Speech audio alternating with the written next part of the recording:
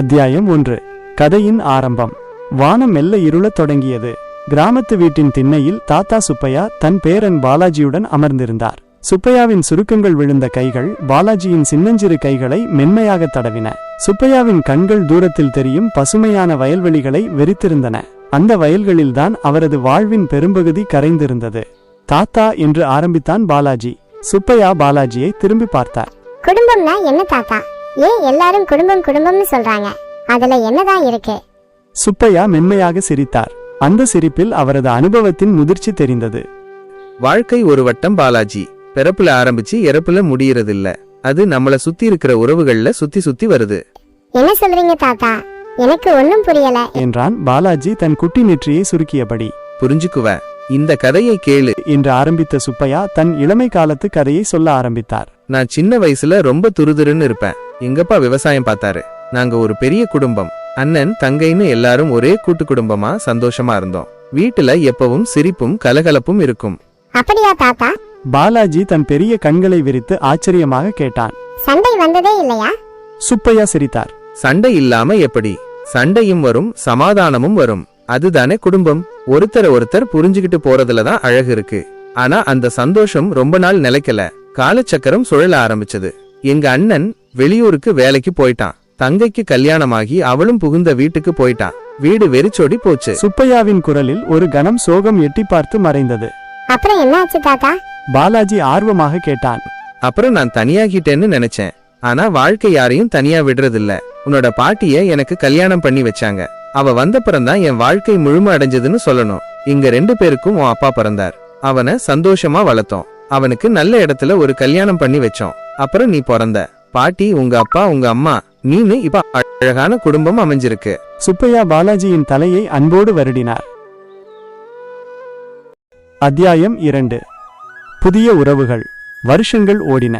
பாலாஜி வளர்ந்து பெரியவனானான். அவனுக்கு கல்யாணமாகி பிரியா அவன் வாழ்க்கைக்குள் வந்தாள். ஆனால் நகரத்து வாழ்க்கையில் சுதந்திரமாக வாழ்ந்த பிரியாவிற்கு கிராமத்து கூட்டு குடும்ப வாழ்க்கை ஒருவிதமான சிறைச்சாலையாக தோன்றியது. எல்லாவற்றிலும் ஒரு கட்டுப்பாடு. யார் என்ன செய்கிறார்கள் என்று எல்லோரும் கவனிப்பது அவளுக்கு எரிச்சலை ஊட்டியது. அவளுடைய இந்த மனக்குமுறல் ஒரு நாள் வெடித்து கிளம்பியது. பாலாஜியும் பிரியாவும் ஒரு அறையில் பேசிக்கொண்டிருந்தார்கள். பிரியாவின் குரலில் இருந்த அதிருப்தி மெல்ல மெல்ல கோபமாக மாறியது. எனக்கு இங்க இருக்க பிடிக்கல பாலாஜி. பாலாஜி அதிர்ச்சியாக அவளை பார்த்தான். என்ன சொல்ற பிரியா? என்னாச்சு உனக்கு? போதும், இந்த கூட்டு குடும்பம் போதும். எல்லாரும் எல்லாவற்றிலும் மூக்கை நுழைக்கிறார்கள். ஏன் இஷ்டப்படி ஒரு காரியம் கூட செய்ய முடியல. நாம தனியா போயிடலாம் பாலாஜி. பாலாஜிக்கு என்ன சொல்வதென்று தெரியவில்லை. பிரியா, என்ன பேசுறேன்னு உனக்கு புரியுதா? தாத்தா எவ்ளோ ஆசையா நம்மள வச்சிருக்காங்க. எல்லாரும் நம்மள எவ்ளோ பாசமா பாத்துக்கிறாங்க. பாசமா பார்க்கறாங்களா இல்ல நம்மள கண்ட்ரோல் பண்ண பாக்குறாங்களான்னு எனக்கு சந்தேகமா இருக்கு. எனக்கு மூச்சு முட்டுது பாலாஜி. தயவு செய்து புரிஞ்சுக்கோ. நாம தனியா போயிடலாம். பிரியாவின் குரலில் கெஞ்சல் கலந்திருந்தது.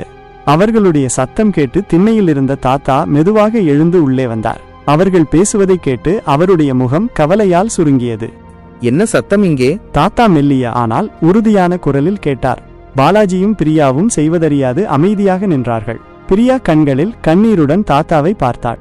தாத்தா, நாங்க தனியா போயிடலாம்னு. வார்த்தைகள் அவளின் தொண்டையில் அடைத்தன. சுப்பையா அமைதியாக பிரியாவின் அருகில் வந்தார்.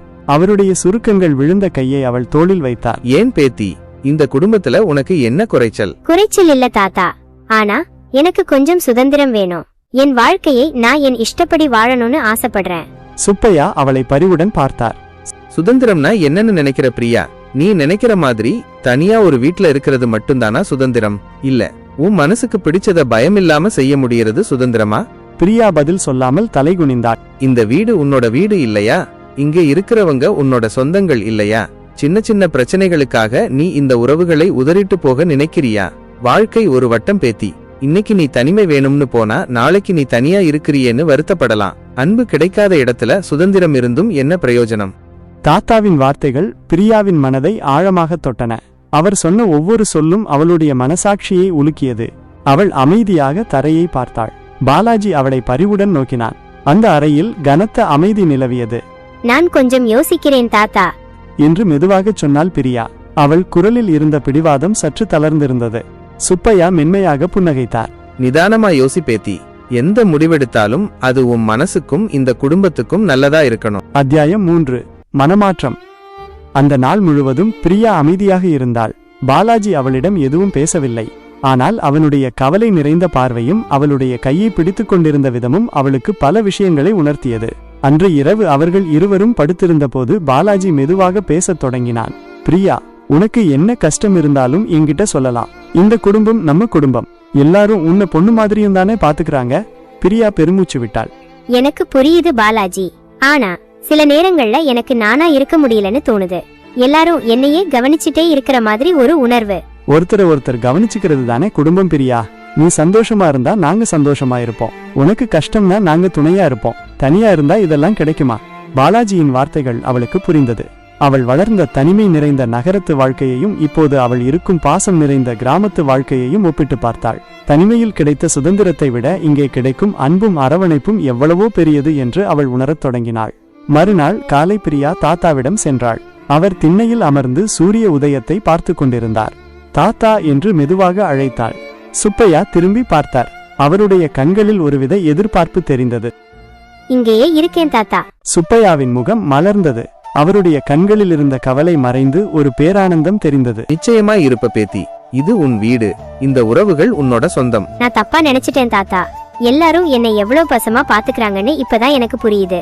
இனிமே நான் எல்லாரோடவும் சந்தோஷமா இருப்பேன். பிரியாவின் குரலில் உறுதியும் நன்றியுணர்வும் நிறைந்திருந்தது.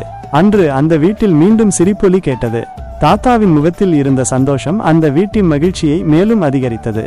அத்தியாயம் 4. அன்பின் அழியா சுழற்சி. காலம் அதன் போக்கில் நகர்ந்து கொண்டிருந்தது.